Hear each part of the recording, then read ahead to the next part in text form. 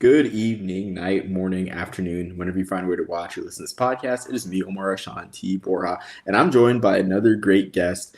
Been recording these interviews just for off-season topics that are just really interesting. Mostly this at the lower Division One level, because I mean at this point in time, the off-season is pretty boring for a lot of Division One, FBS, FCS schools. That's not to say that Division Two, Division Three, that those levels aren't naturally interesting. It's just they kind of get swept under the surface. There's so many programs that play NCAA football. I'm gonna say it's like over 700 that it's hard to keep an eye on all of them all at once. But enough blabbering, enough flapping my gums for now.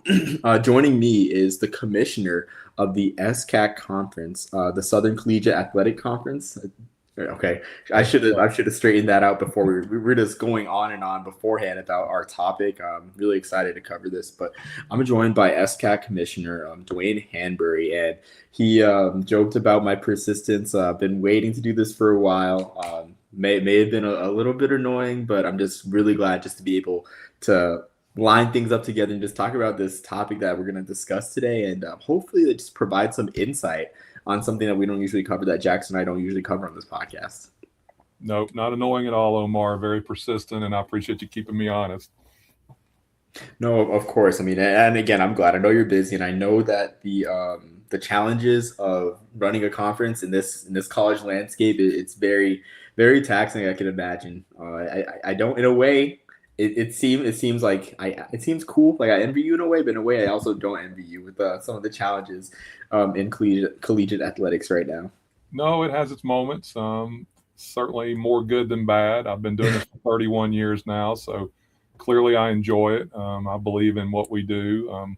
I believe in the missions of our schools, and you're right. The trickle down of the crazy that you kind of see at the Division One level certainly has hit ours. We've had our own membership challenges with people coming and going, but I guess at the end of the day, we've always had people that wanted to be a part of what we were doing, and no matter where those challenges have come from, we've seemed to have people who identify with what we're doing and want to be a part of what we're doing. So it's kept us stable to the degree as far as numbers wise, and it's kept us in a good position. And obviously, I'm proud of what we do. But you're not wrong. There's days where it's really a challenge, and certainly a much different job today than it was 10 years ago, even 5 years ago. Absolutely. And like before we start with our topic, I just find it interesting too because something that I heard just in Division Three circles that I had no idea was happening at that level is like name, image, likeness, and how some coaches have troves at the Division Three level, which doesn't surprise me from an institutional perspective because a lot of Division Three schools are smaller and they have well connected alumni bases, which allows for donors in high places to dedicate their funds that way. But I just thought that Division Three was avoided that with all the I guess the purity that people think of in college athletics. But that's not the topic of today. I know we can go on and on about NIL troves and everything, but the topic of today instead is for I think it's been since 2023 or 2024, I believe the championship weekend's been around We actually started it last year. last year.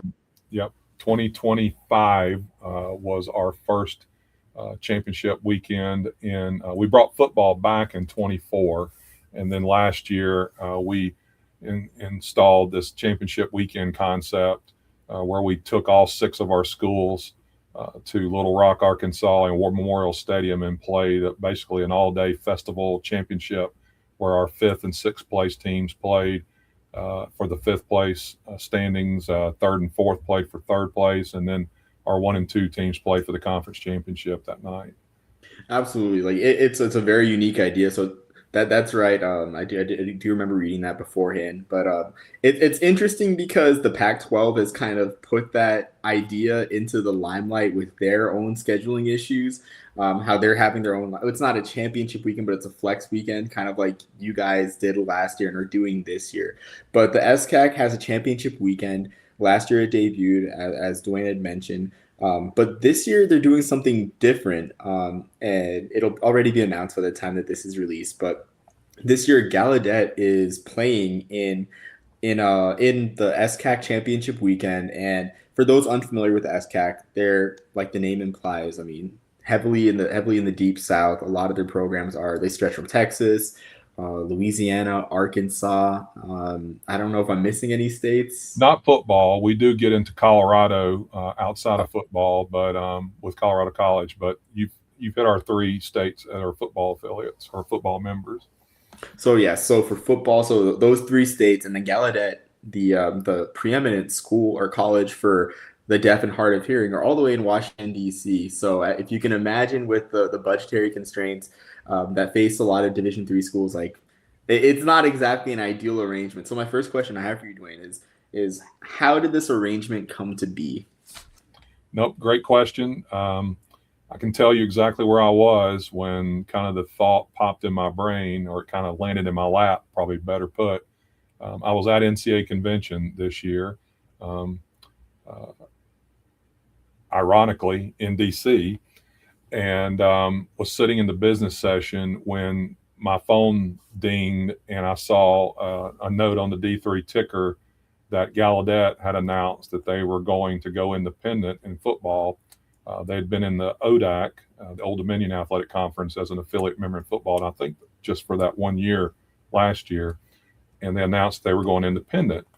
I already knew that although we had planned for the championship weekend to continue into 26 after the first year run, we were going to be down a school because we'd already gotten word that McMurray was going to leave our conference at the end of this academic year, and that was going to put us at 5 football schools. So the premise behind the championship weekend was to try to guarantee everybody a game, because in essence, all of our schools are taking off the last regular season weekend to play in this championship weekend.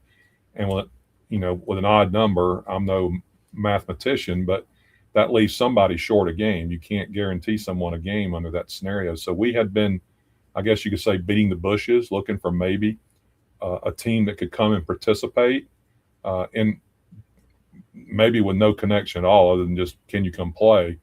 As you can imagine, there's really not a lot of schools or a lot of teams that are not playing a game the last regular season weekend.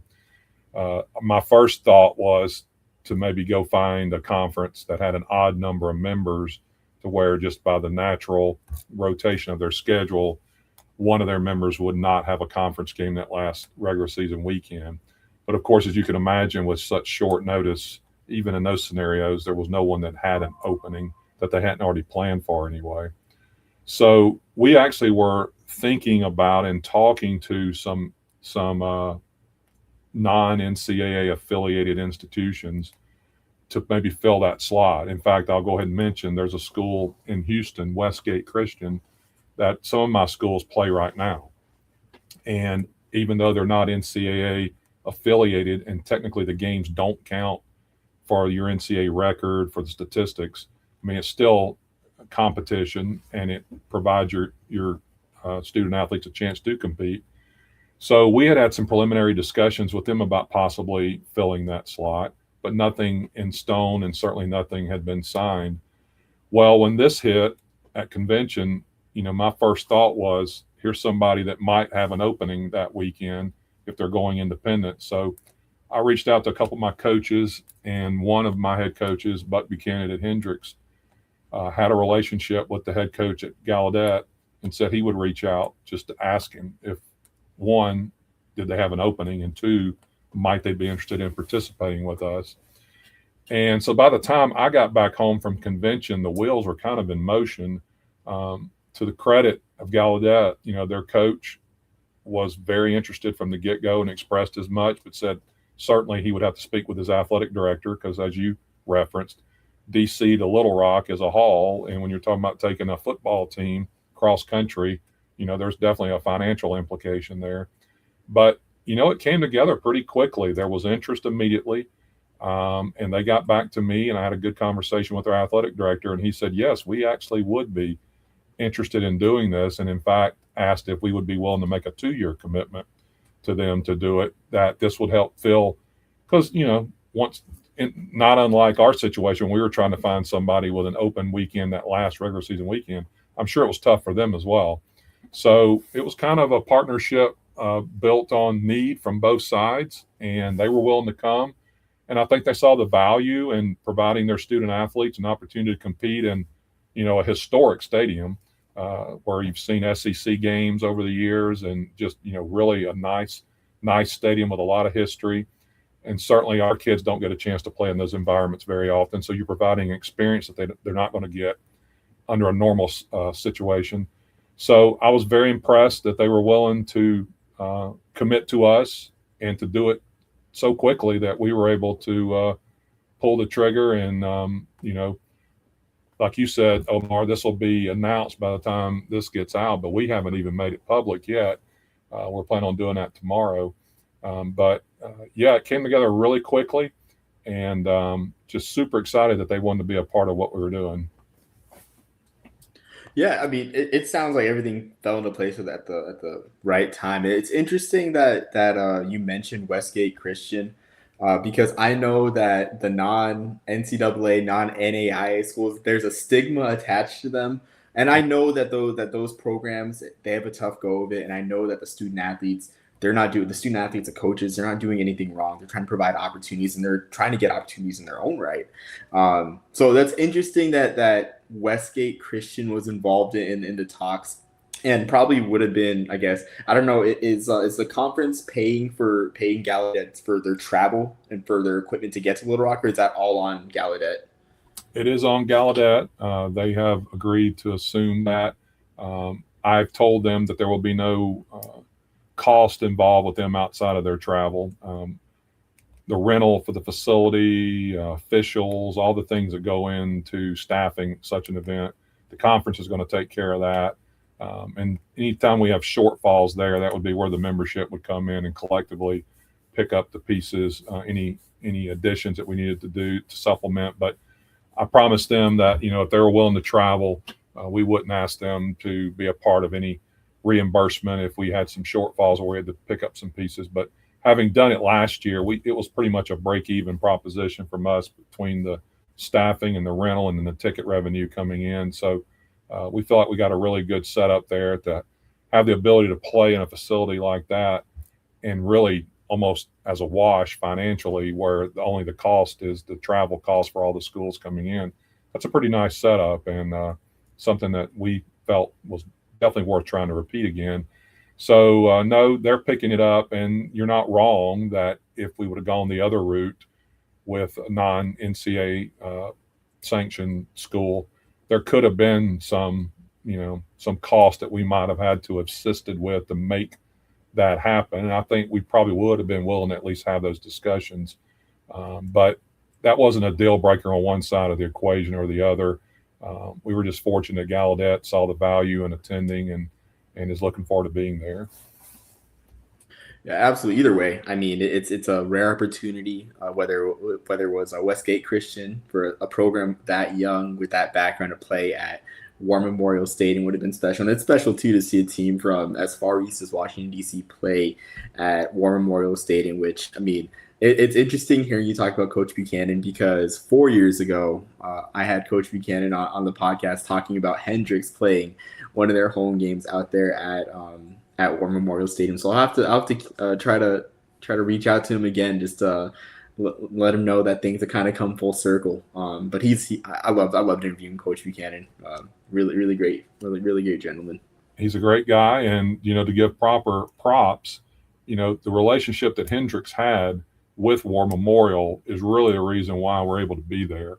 I'm sure they're doing us a huge favor on the financial side as far as access to the stadium. Hendrix, I think, does play at least one home game there each year, or at least they have in the past few years. I don't think they did last year because they knew we were going to be doing the championship weekend there. But they did have a great prior relationship with the staff and the management at War Memorial, which certainly helped get our foot in the door. So you're definitely correct in assuming that that connection definitely paid dividends and helped us get in the building, no doubt. Yeah, absolutely. It's just interesting how things like come full circle like that, because even before then, like finally, I know that partnership with Hendrix has stretched back to the pandemic spring season that Hendrix played. And I remember thinking like, man, that's nice. I would love to see a Division III game at War Memorial Stadium and everything. And I mean, here it is, 6 years later, just talking about this and possibly being able to attend a game there with my family. Well, I told you, Omar, just let me know. We can make that happen. Yes, sir. Absolutely. I will let you know. So I'm not sure if this school was also in the talks, but I know you mentioned that Gallaudet had a multi-year agreement to participate in championship weekend.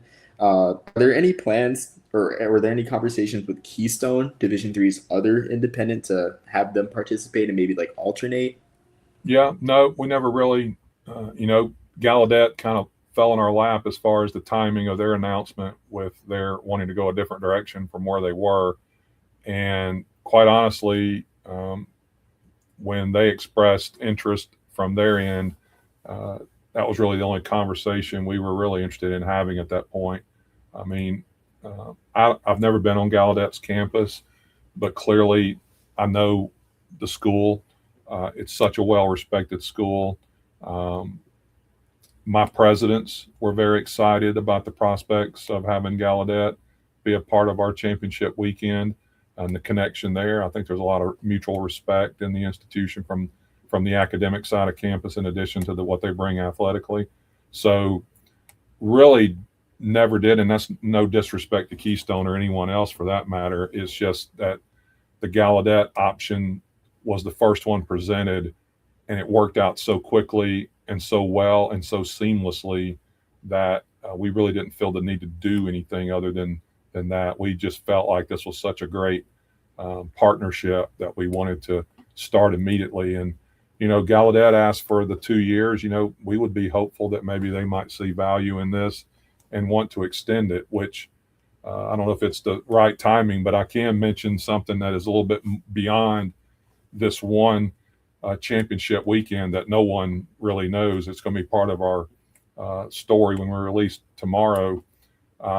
Gallaudet has actually agreed to become an affiliate member of the SCAC. So what does that mean? Well, for now, it really is going to only mean they're going to commit to playing in the game that they had already committed to playing with us when we first started conversations. They're going to agree to play in the War Memorial game for championship weekend for the next 2 years. They will be an affiliate football member of our conference, but they will not be involved in our regular season scheduling. Schools from my league won't necessarily go to them, although I would encourage my schools to consider playing them if they so chose.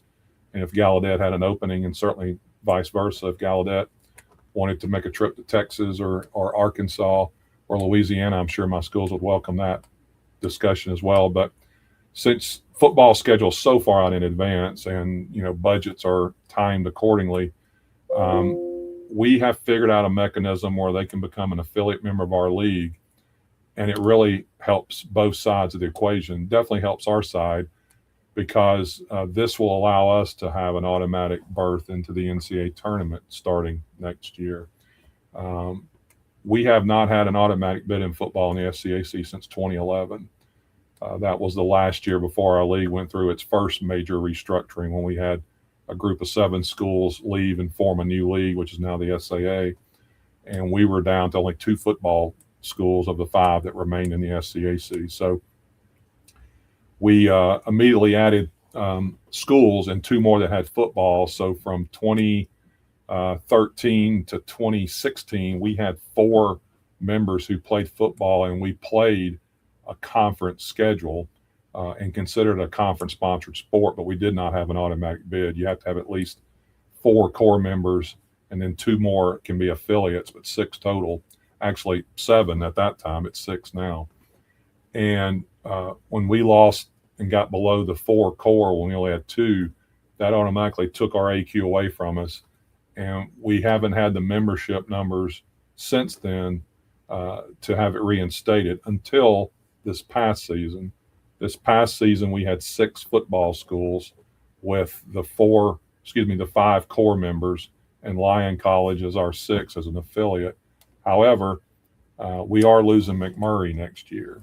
So we were going to dip down below that 6 again next year, which up until the Gallaudet discussion would have meant that we would not have enough for an AQ. We would have satisfied the 1 year waiting period this year because we had 6 this year, but we would have to maintain that 6 moving forward to have the automatic bid, and we didn't do that. So the Gallaudet thing turned into much more than just a one-off scheduling partnership, and I'm very appreciative of the staff there at Gallaudet willing to take it to the next level and become an affiliate member of our league, because this will allow us moving forward to have an automatic bid in football, which Gallaudet will have access to. I'm sure that'll be the next questions on how you're going to do this. Our plan is to have our schools slotted 1 through 5 on our end, based on regular season competition, because they're going to play each other like they would have normally. And then at the end of the year, at the end of the second to last regular season game, heading into the championship weekend, we're going to take our 5 schools on our side, and then we're going to look at Gallaudet's MPI, and we're going to slot Gallaudet in based on where their MPI is in relation to our standing, starting at the top. So we'll start at our top and work down until we find the slot where Gallaudet's MPI is better than that particular school. Once we find that, they will slot into that position, whether it be 1, 2, 3, 4, 5, or 6. Wherever they slot will determine the game that they will play in our championship weekend, be it the 5th place game between the 5th and 6th teams, the 3rd place game between 3 and 4, or the championship game between 1 and 2. They will have full access to that. And if they slot in at 1 or 2, they'll play in the championship game. And if they win it, they'll be our automatic bid. So it's a win-win from both perspectives. They get a chance to compete for an AQ continually as an independent otherwise, and our schools get access to an automatic bid. And all the other bells and whistles of being an affiliate member are going to be in place. Gallaudet student athletes will be eligible for all conference. They'll be eligible for players of the week. They'll be on our all sportsmanship teams. All the things that we do to recognize our student athletes as a conference member, they will have access to.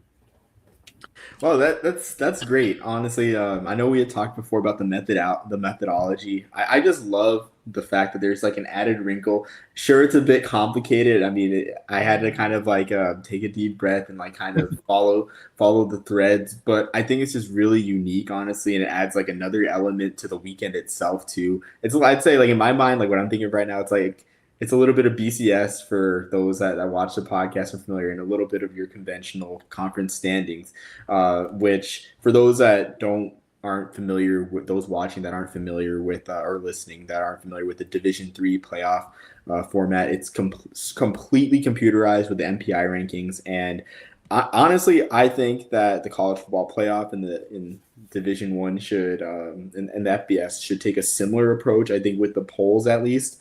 Excuse me, but that's just my opinion. But it's a great system.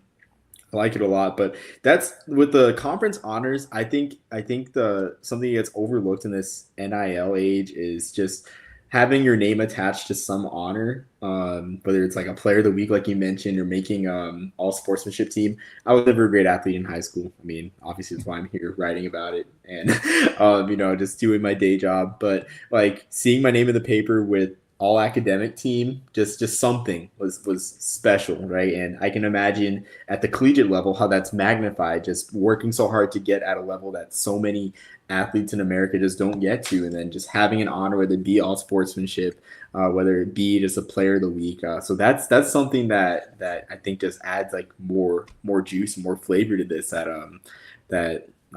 Makes it more intriguing for me.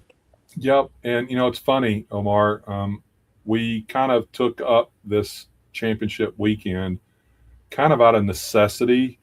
I like it. It is unique, but it definitely adds something to the end of the regular season.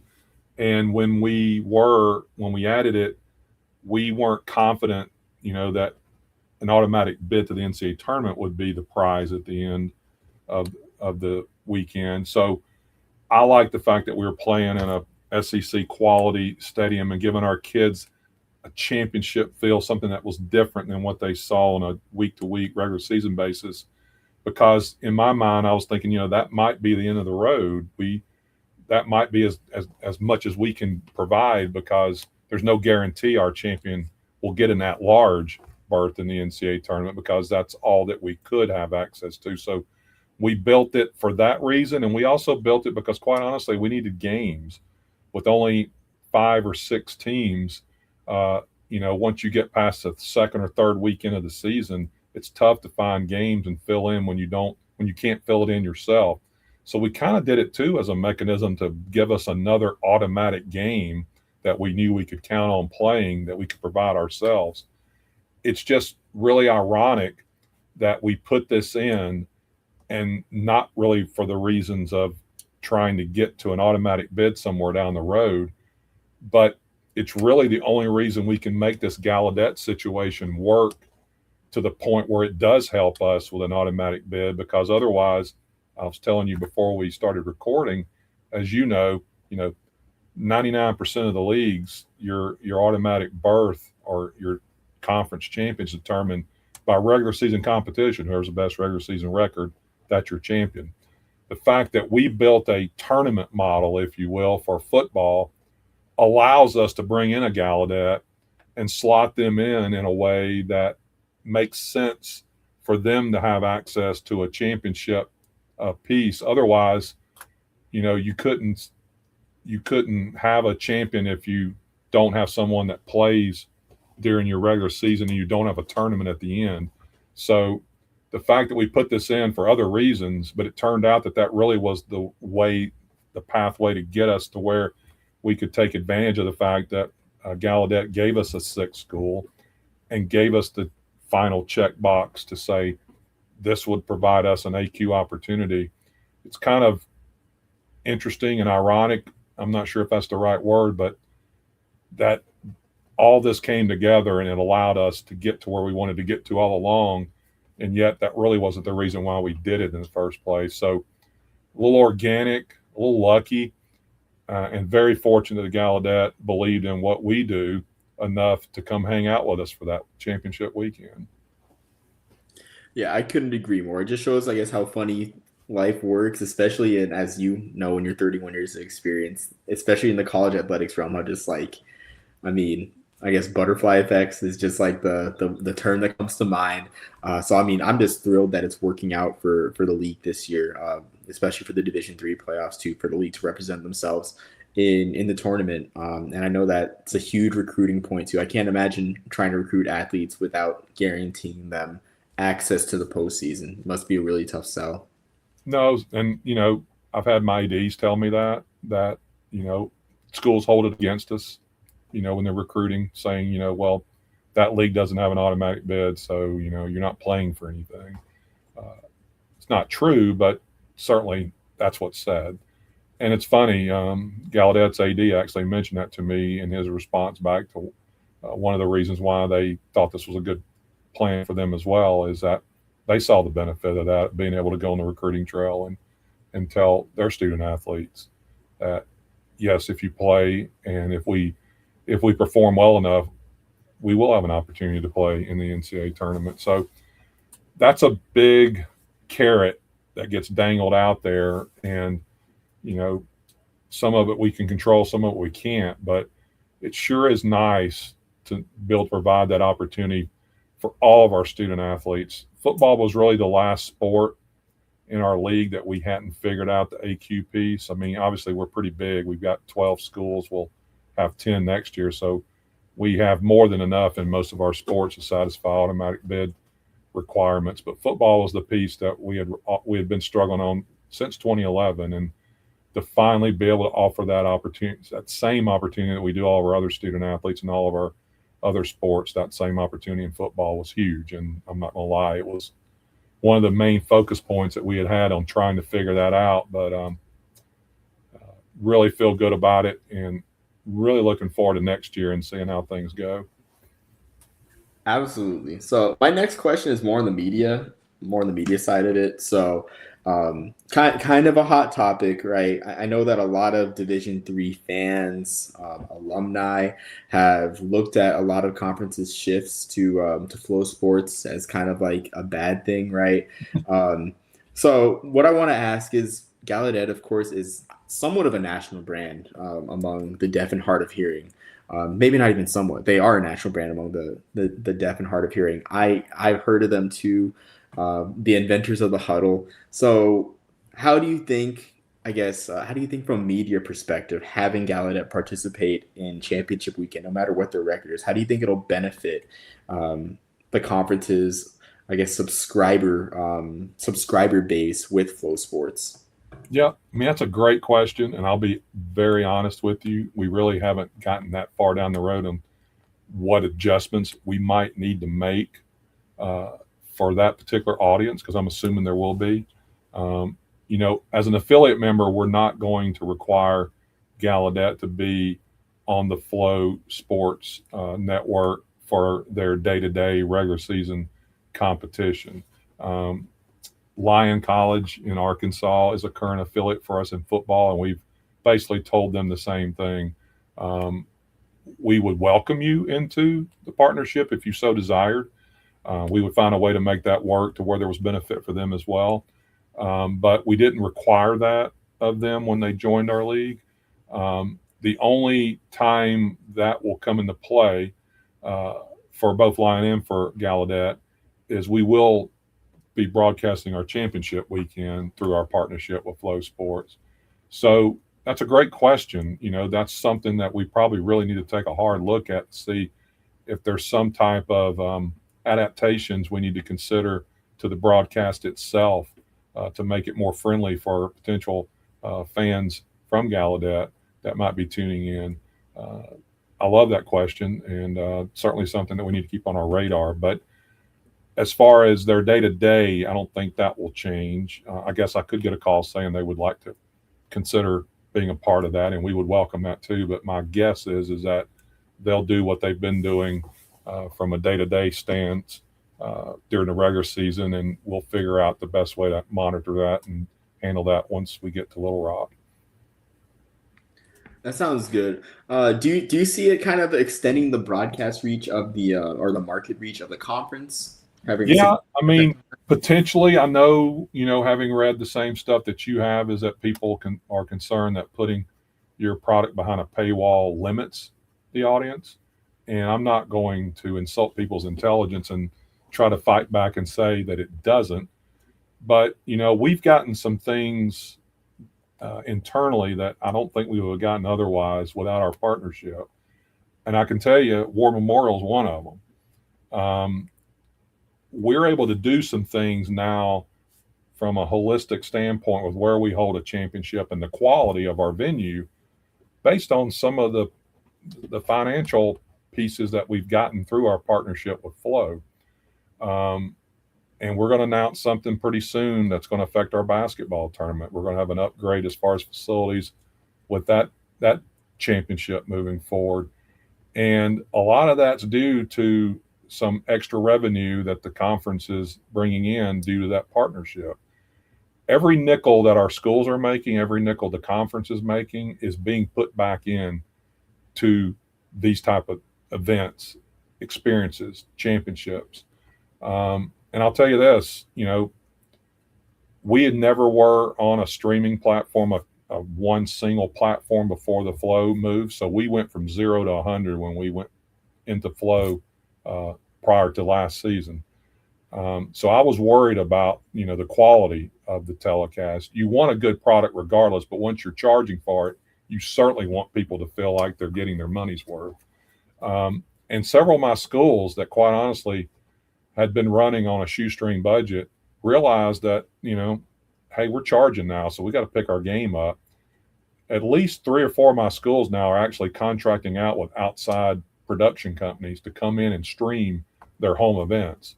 Now, it's still not, you're not going to turn on ours, and very seldom would you be confused that you're watching an ESPN broadcast. So I realize we've still got some improvements that we can make. But that said, I think it would be hard for people to say that across the board our broadcasts have not gotten better since we've made the move to Flow.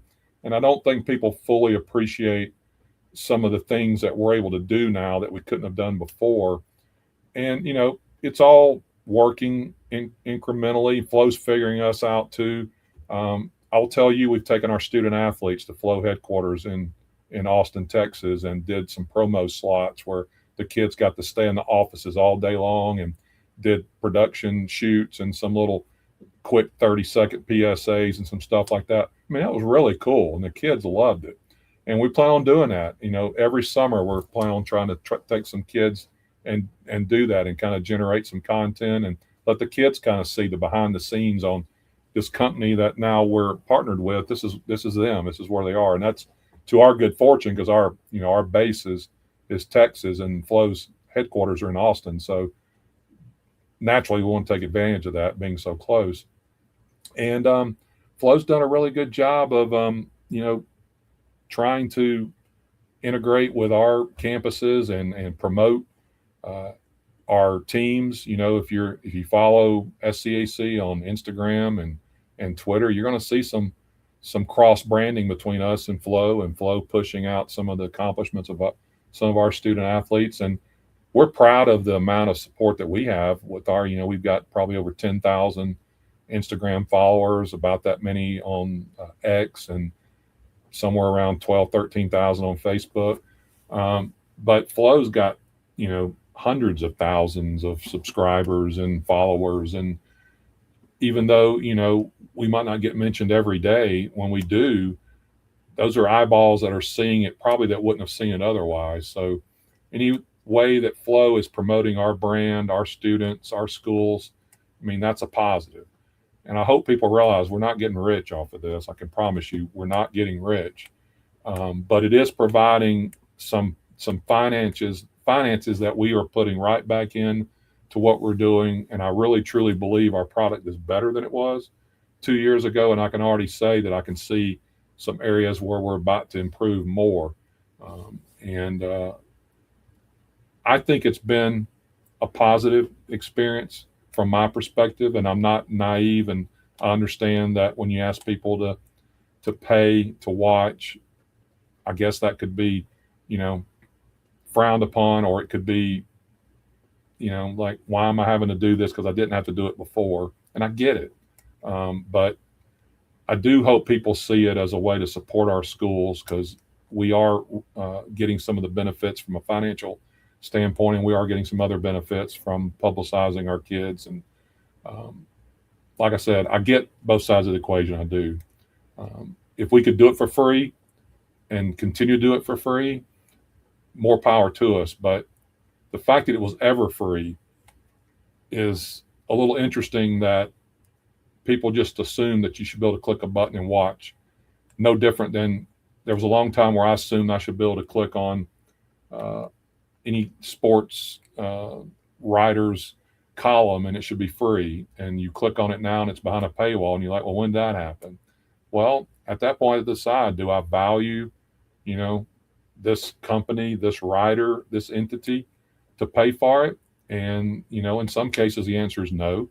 In some cases, the answer is yes. I follow The Athletic. I pay a subscription fee, but I enjoy their writing. They do really good behind the scenes stuff, and I enjoy it, so I don't mind supporting something that I enjoy. I hope our parents and fans see that as supporting us, the SCAC. Yeah, I think that last note is something that, because I kind of I kind of stay on, I'm kind of in the middle where I can see both sides of the paywalling, and hopefully Gallaudet can bring a new audience and new subscribers to the conference, especially with their reach across the country. Really hoping for that on the weekend. But I think you put it so well in that, essentially, like, if you value it, you will pay for it. And like you said, I think it's just good that you put that the conference isn't getting rich. The money is just pouring back in. And the rent is something that just didn't need. The rent to even play in War Memorial Stadium is something that he just didn't even consider.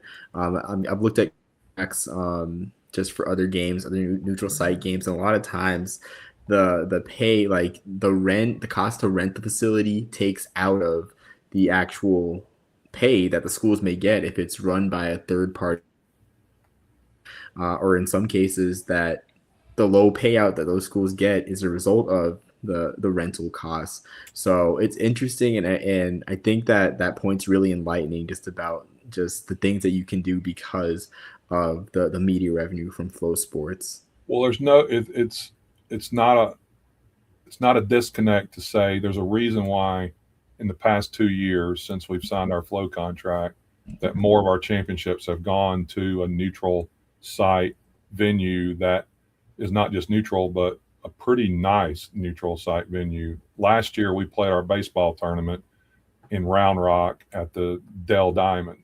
It was not cheap. We play our soccer tournament in Round Rock at their multi-purpose sports complex that seats 2,000 or 3,000. It's not bad, but there's money involved in that. We just played our football championship at War Memorial Stadium in Little Rock, Arkansas. Like I say, we're going to have an announcement soon on the basketball side. Those things cost money, and I don't think we would have had the ability to make all of that work, maybe some of that work, but certainly not all of that work within the financial constraints of what we deal with, both at the conference level and institutional level. The Flow money has helped us transition into what I consider super nice facilities to provide championship opportunities for our student athletes. And I'm proud that we're able to do that. And I hope people know that that's the trade-off. Maybe some of this happens without it, but certainly not all of it. And we're looking at new ways to invest into our institutions, our student athletes, and that's the byproduct of it. I would tell anybody who thinks, that, show me how this is helping. That's what I would say. I just point to say, this is where we're playing, and I'm not sure that happens without this partnership. Yeah, that's a wonderful way just to lay out the stakes, honestly, because I wasn't aware of the baseball or soccer tournaments for your conference just being held at those sites. But yeah, especially like as a casual baseball fan, casual minor league fan, like hearing that you guys played in a minor league ballpark for your tournament, huge deal. It's amazing. I can only imagine the fan experience. The one more question I have before I wrap things up. So the way I look at the championship weekend, especially being at War Memorial Stadium, I look at it as kind of like a bowl game type experience. I wanted to ask, like, it may be too early, really, without it being announced at the time of this recording, but are there any efforts to engage the local deaf or hard of hearing community in the Little Rock area? Great question. Once again, probably haven't given that enough thought yet, although I have had some preliminary discussions with the athletic director at Hendrix College about some of the things that we need to be thinking about, some of the things we need to have on our radar. Probably going to reach out to my good friend Brad Bankston, the commissioner of the ODAC, and see if there were any tips or tricks that he can help me with some of the pieces that maybe they discussed internally in their league when Gallaudet was a part of their group last year. We certainly want to do everything we can to welcome not only the team, but their fans and their supporters and anybody who might want to make that trip. So certainly going to be high on our to-do list. Haven't had that conversation yet, but it will definitely be a part of it. Yeah, I just hope that this event can just be something great for that community where it can just be an event, like a celebration. Even if Gallaudet comes in and plays in the 5-6 game, like it's just an experience. It's a travel experience, intersectional college football game. So I really hope that you guys can put something together for that particular sector of the community. No, I appreciate it. And absolutely, it's going to be a focal point of what we do that weekend. We want them to not only feel welcome, we want them to feel a part of it. Absolutely. Well, Dwayne, that's all the questions I had prepared, really. This was really insightful. And I know we kind of veered off a little bit with like the media a bit, but I mean, it was just very enlightening. And I'm just even more excited than when I just started just researching this event, started researching how this all came together. And I just hope it just gets like a huge, I just hope it grows even more from last year, just in interest and just spotlight and everything. And I'm really excited for what this event means for the SCAC.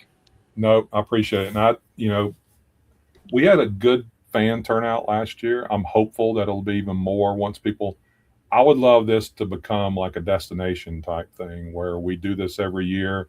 Our kids know that this is the end game to get to here and hopefully be in the championship game. That's what I'd love for this to become a tradition, where it's the road to Little Rock and everybody is playing to get into that 1-2 game in Little Rock. And even if you don't get into the 1-2 game, you're still going to get that championship feel and experience no matter which game you play in. And last year was a great indicator of that. The teams that won the 5-6 game and the 3-4 game, they were celebrating like they had won, the conference title. And it was awesome. And that's what I want. And I'm hoping we can build on the first year last year and it become even bigger. And that I would love for the local community in Little Rock to kind of take it into their arms and say, this is our thing, and start coming, maybe not have a dog in the hunt, so to speak, but just want to come watch 3 good football games. Because that's the cool part. We basically said, come buy a ticket. You can stay all day. One game in, and you can stay all day if you want to come and hang out with us. So, yeah, it'd be nice if we get some locals in, and I'm certainly looking forward to the fan bases maybe growing a little bit more. Love to see some students maybe load up on some fan buses and come show up and fill up. Obviously, we've got plenty of good seats available. And I think the point about Little Rock coming together for this event is great, because it, like, in my, like, Little Rock had wanted a bowl game in the mid 2010s. I remember that when I was in high school, because I've loved bowl games like my whole life essentially as a college football fan. So like I remember seeing that and seeing that Little Rock had wanted a bowl game, and this is essentially their bowl game. So I mean, I would hope that local community comes out, supports these teams, and like you said, the 3-for-1 aspect, you can't beat that. Maybe hard to tailgate before the first game, which I think it was like 10 a.m. when I saw like the schedule. You're right. There were a few out there, though. We had a tailgate area, and I was shocked when I rolled into the stadium at 8 o'clock, and I kind of stuck my head out the back, I think at 9 or 9:30, and there were some people out tailgating. Wow, yeah, I'm not a big tailgater, but more power to those folks out there at 8 a.m. I mean, if you can stomach a burger and a sausage at 8 in the morning. I don't know what they were eating or drinking at 8 o'clock in the morning, but coffee and a breakfast casserole, possibly. But thank you so much, Dwayne, for your time. Before I sign off, is there anything like final you want to say just about the conference, or just in general before we sign off? well, Omar, first, I appreciate your time, and I joked with you at the beginning. I appreciate your persistence. I do have a lot going on right now, getting ready. In fact, I'm heading out Friday. Our golf championships are this weekend, so I'm getting ready for the first of 3 straight weekends on the road. So it has been busy, but I'm glad we had a chance to catch up and talk. This has been very enjoyable for me to share with you. No, listen, you said it. I've been doing this for 31 years. I love the SCAC. It's really become a part of who I am. And the schools have changed. We've had some membership come and go, but at the end of the day, I always believe that we're kind of doing things for the right way. And, you know, of all the crazy stuff going on in Division One right now, it kind of is what it is. And when I see these commercials, or they used to be, I don't know if they still run them anymore, the ones about saying we're going to go pro in something else, I always joked. I said, well, that's what we are in Division Three. Our kids are there because they love their sport. They're not on scholarship. The great chunk of them are paying, you know, some amount of tuition, maybe not full, but a good chunk of their tuition they're paying, and they're playing their sport and they love it. And at the end of the day, you know, it is about the love of their sport, and that's why they're there and why they do it. And that makes what I do much more fulfilling. I can wake up every day knowing that we're doing things for the right reason. Sometimes I wish I woke up in the morning with the bank account of the SEC commissioner. But that said, I know we're doing things the right way. I know we're doing things for the right reason, which is why I get so excited and fired up when we can do these special events like the War Memorial Stadium thing, because we're giving our kids a little taste of probably what, you know, the Division One kid is getting every weekend. And we're able to do it in a way that makes sense for us. And there's nothing wrong with providing that type of experience. I don't think we're trying to sell our soul or trying to be something we're not.